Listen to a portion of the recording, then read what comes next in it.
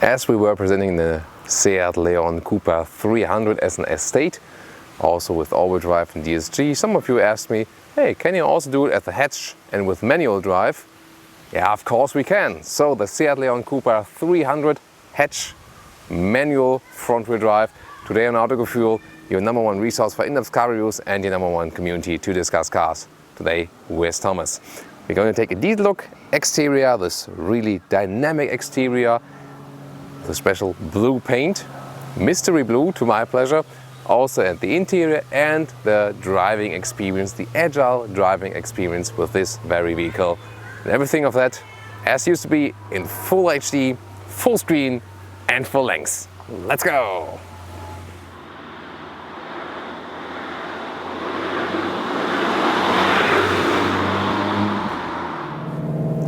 Special driving up the hill riding part as a preview. It's with a sporty car. Cupra mode, progressive steering, second gear, and I'm not even sure if I will have to shift. Front wheel drive, but dry road, so we won't feel too much of a wheel spin. Also, if I just don't use the clutch at all, the turbo with the 300 horsepower gives me also power from the low RPM regions. Nice Cupra sound as well. You do not have the DSG fart if you don't have the DSG, of course. We know this plop when I'm shifting. I think the sound is really refined. Sounds nice, not too exaggerated. And look at the progressive steering. I can keep my hands at the steering wheel all the time. I don't have to steer much. It looks so smooth and easy. It is actually easy. But still, you can drive this car so fast, and you might have seen the episode or on the racetrack. If you haven't, do it after watching this review, because that's also really amazing. And of course, it goes very fast that we stick to this Sprinter in front of us. So now it's really a handy little corner here. See, didn't have to turn the steering wheel that much. It's so much fun to drive this vehicle. It's a compact car, you know exactly where it ends. Oh, when I go off the throttle, little blob here, don't have to cross my arms totally. This is one of the cars you are always in control with. So much control over this car, and great control comes with great feeling of safety. That's also important. And of course, if you feel safe and if you feel in control, then you can have even more fun. Well, some might argue that you have fun when you're out of control, but I think it's a really good thing. Let's go further.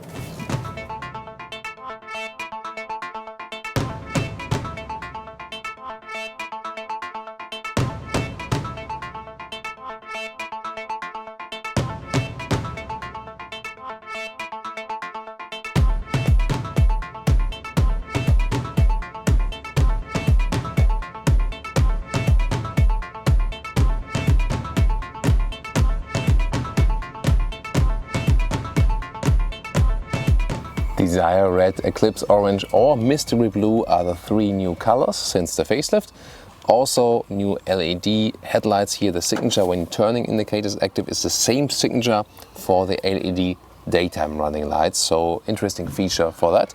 And the Cupra has this shiny black grille and of course a stronger lower bumper than the normal Leon. 4.26 meters or 14 foot is the length of the hatch. The estate is 30 centimeters longer. So in the compact segment you have it, sometimes the hatch is shorter than the estate. In the mid-size segment, usually sedan and estate have the same size. The Cupra also comes with spectacular 19-inch rims.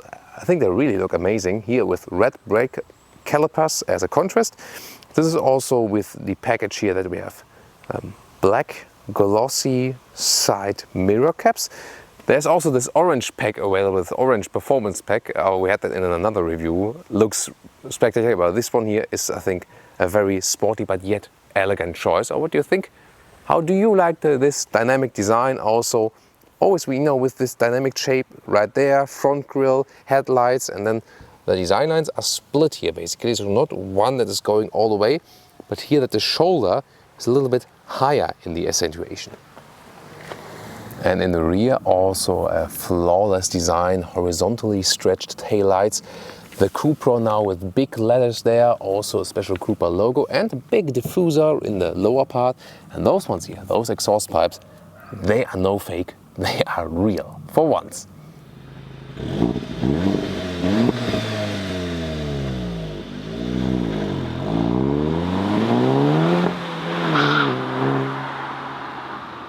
So, under the hood, let's see, there's a TSI turbo petrol engine with 300 horsepower, here with front wheel drive, 2 liter of displacement and the turbo, and they added a nice Cupra badge right there.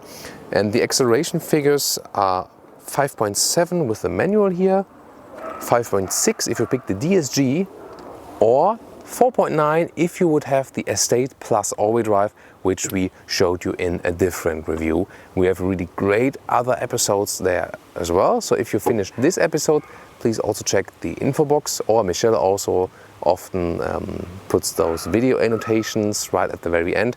Then you click the next episode and you can enjoy even more.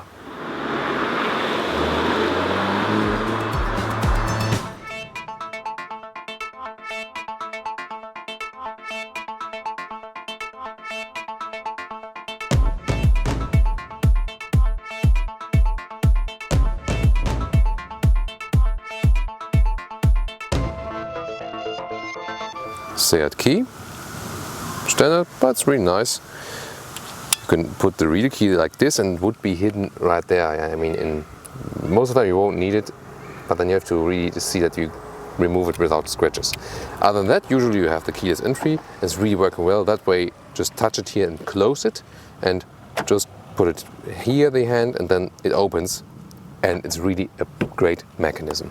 Solid door handles and a great door closing sound. Then, especially the Cupra version. I mean, the Seat Leon in general, high class build quality from the interior.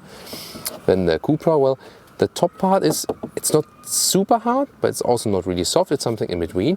Then I like this wide use of Alcantara on the inside of the door. So premium. Then also with another accentuation here with white contrast stitches. Then some leatherette using here. Or is it, well, could also be, well, it's a little soft plastic rather, sorry. Then automatic windows for all four. We lately had a discussion, yeah, electric and automatic, so there's both. Electric, but automatic is when you do it like once and then it lifts all the way. And electric control for the side mirrors. Then entry cap Cupra at the lower part, nice sporty detail. Then 2 sport seats are available. The standard one have a separated head restraint. You can see that one in our Estate Cupra video. Those ones here, the optional performance sport seats. Both have already shoulder side support and both have Alcantara on the inside, leatherette on the outside. Perfect combination for good climate feature, sustainability, and also sportiness in the look. Those here with the integrated head restraint, they look better. For people that are having, rather a cozy atmosphere, they're also better. For people that are maybe a little bit taller and don't like to be caged in, let's take it that way, that much, then the normal sport seat would be better and you can also save some money.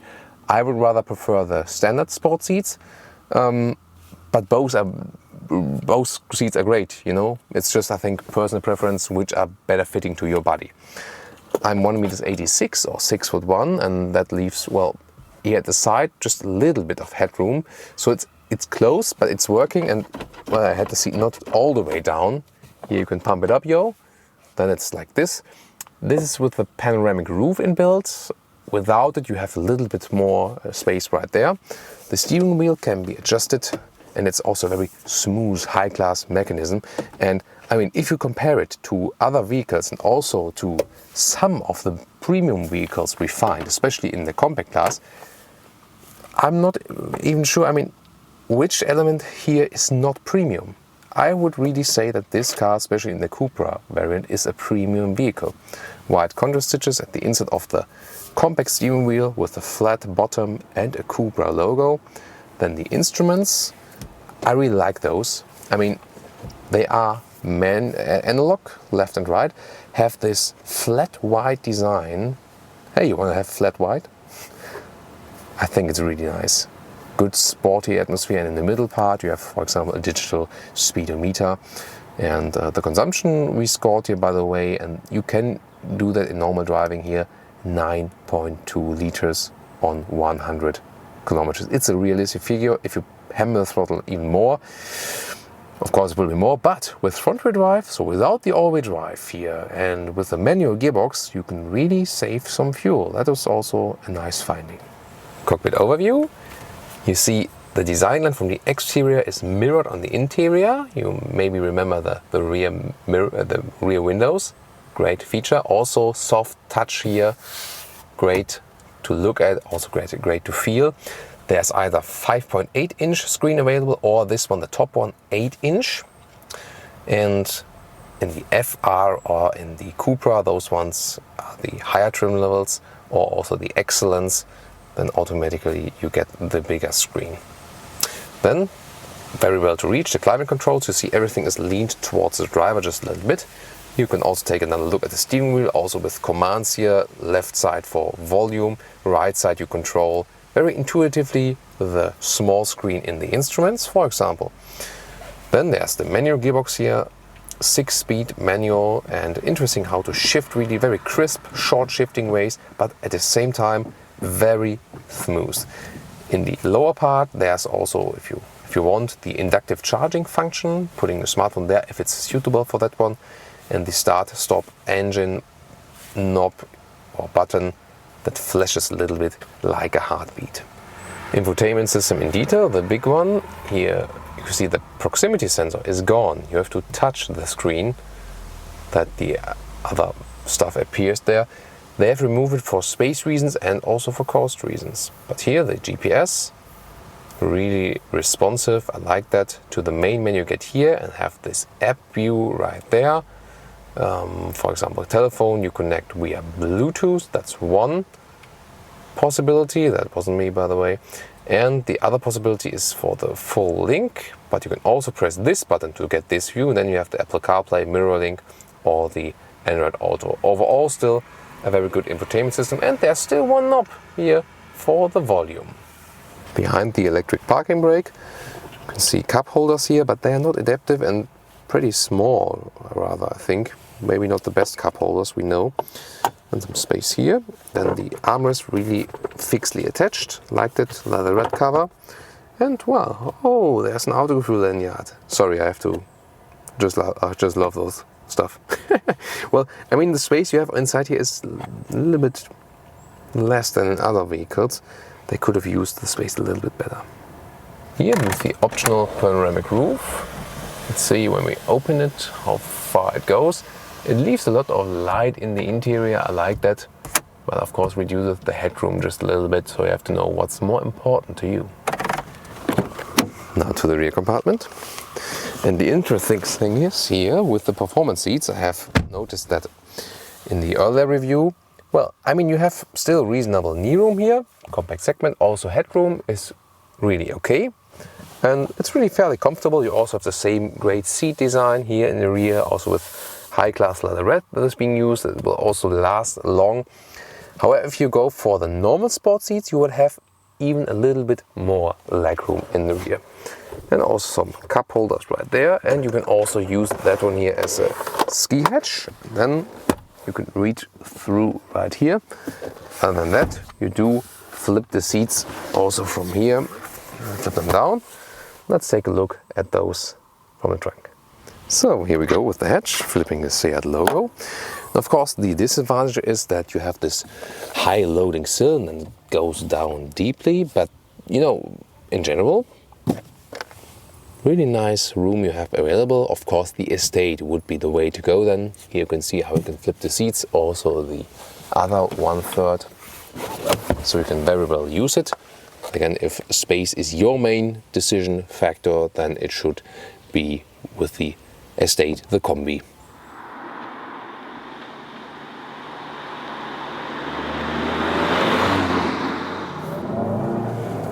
Let's go with the general driving part.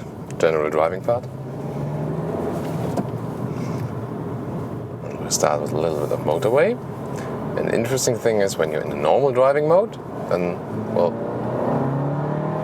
as soon as you go above 4,000 RPM, then you feel a little bit more sound. Other than that, you can drive the car really calmly. A standard mid-speed Autobahn acceleration, 80 to 100 for example, well, that's already 1 on 10. See, that goes very fast, and of course there's enough power reserve with those 300 horsepower on the motorway, even at higher speeds. Turbo is always there. If you think about driving as a manual, of course you can, have some more shifting fun if you really enjoy that. Speed-wise, the car will be slower, 0.1 seconds slower than with the DSG, and of course the all-wheel drive is below 5 seconds, so 4.9 seconds to 100, and then the non-all-wheel drive 5.6, 5.7. But some really intentionally go for the manual. First of all, well, you save a little bit of money, but then it's also it's a little bit different kind of driving experience for sure. What is good is then when you are in a special gear and you hammer the throttle, it doesn't change. You really exactly know where you are and nothing is happening other than that you stay in this gear, and then you can also control that very well. In traffic, of course, it's rather annoying. Here, by the way, on the motorway, you have so good control over the car. It's a great handling car. You feel really one with the vehicle, and not only on the racetrack. We had different performance episodes about the Seat Leon Cupra on the ice up in the north, but also down in the south on the racetrack. So really different great experiences for you. Here with the normal road test, we can also say it's not just a car for the racetrack. Really handles also very well in city traffic, because the suspension, it gives you a sporty feedback, yes, but it is really comfortable enough for everyday driving. So that's totally fine. Also, again, if you stay in a normal mode, it's perfectly fine as for the noise. So if you're starting, for example, in your neighborhood and don't want to annoy anyone, why not? 19-inch wheels, as we showed you earlier, and yeah, of course you do have a little bit more comfort if you go for the little smaller ones, because there's there's more tire between you and the road, and that reduces the bumps a little bit. But still, 19-inch, still feasible for this car, so you still feel good on the road. And again, no matter which speed you are, this direct progressive steering is so great. I've told you that initially. It's not only sporty fun, it's also good just in everyday handling. If you park the car in and out, it really helps, makes the ride easier. And I mean, you cannot put both hands on the steering wheel all the time if you have the manual, but still it really helps you to steer the car around. The overview, I mean, the back mirror is rather small, but it has this widescreen format, but you can still see well what's behind you. The mirrors, as they have those special design, I think it's still okay. I mean, looking at the Ford Mustang in the mirror now here, it's really okay. However, it could be a little bit bigger, maybe for seeing, for visibility purposes, for visual purposes from the outside. Again, I mean, it's a great design how they put those mirrors up. Sometimes people put those mirrors extra from third party on their car as tuning, and here you get it directly from works equipment. So I think that's also very good. Sound installation wise, this car is also relatively quiet. I think the Golf, which shares a lot of parts, of course, with the Leon, the Golf is somewhat more silent, just a little nudge. But in general, this is already at a very high level for sure. So those sport seats here, as I said, in the interior part, they are comfortable enough, yes, and also have the good seating surface. It's so hot here today, but we're not really sweating on the seats. We're not sticking to the seats.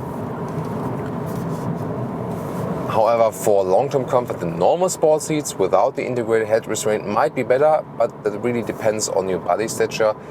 I rather like to drive with the standard seats. They offer you a little bit more room to sit around, and also, as I said earlier, they have a little bit more legroom than in the rear.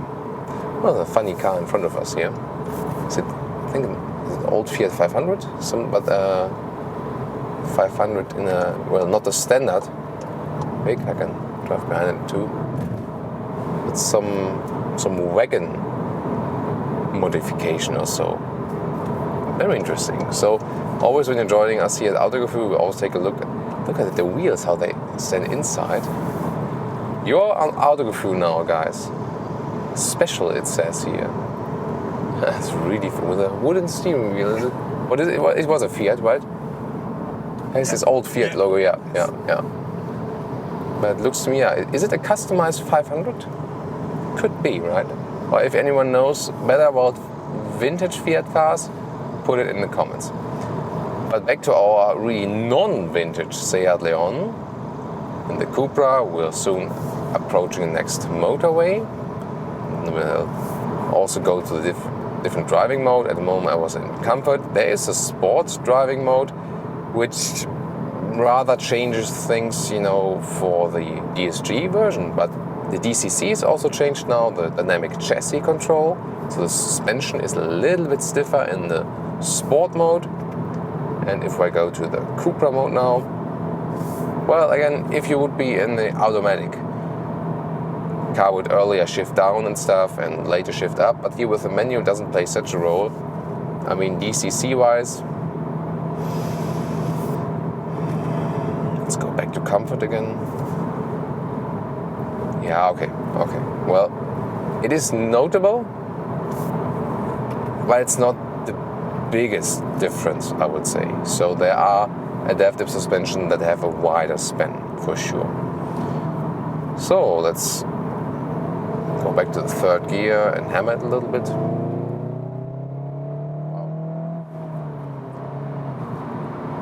This car really likes to be pushed. So, and it's also very harmonic still with the front wheel drive. Of course, when the road is dry as it is today, it's no problem with front wheel spin. If it is wet, then the front wheel or the front axle differential is helping you, differential lock. So that you basically, when you're really pushing the corners very hardly, then you could have the effect that the car is understeering a little bit, but with the differential this effect is a little bit minimized. Of course, that's a good thing. Now we can also put in 6th gear, see how the RPM go, and put it to cruise control.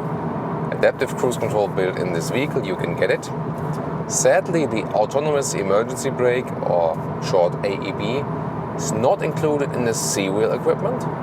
So we have to pick at least the style trim level, and then it is included.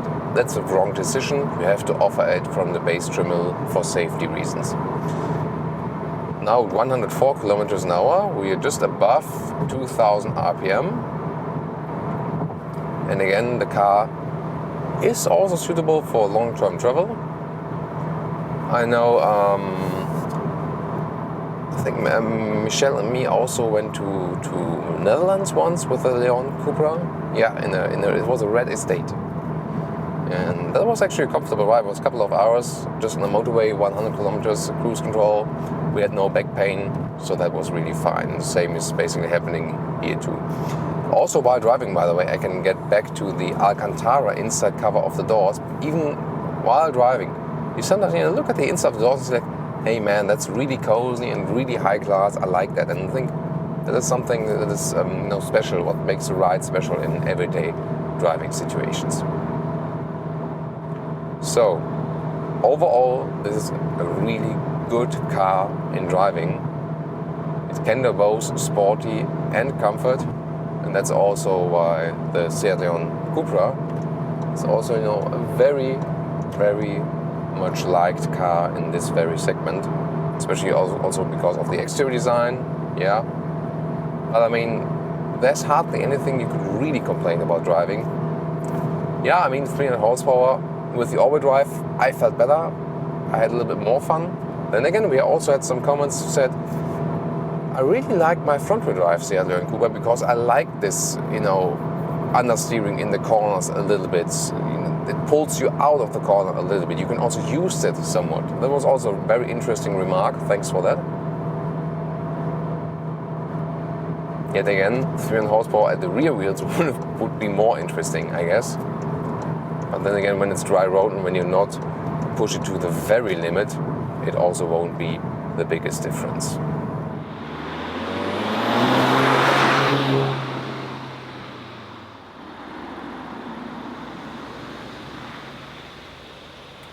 And now the conclusion, Seat Leon Cupra 300 today, hatch, front-wheel drive, manual. You know, when I have a manual drive car, I do shift a lot, but then again, I also enjoy when I don't have to shift, and it was really amazing to me as I drove the Golf R on the racetrack, once with manual and once with the DSG. That was pretty amazing, and since that time I really favor the DSG. But you know, you have to pay it extra, but I think I'm quite fine with it.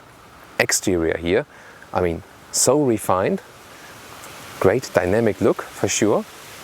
The interior, also really refined and a great build quality, also great seat options, really flawless, good infotainment system. There's hardly anything to criticize with this car, and as long as you don't hammer it too hard, you also don't need the all-wheel drive, even though it's quite nice to have. And now, looking forward to your feedback, guys. Thank you very much for watching.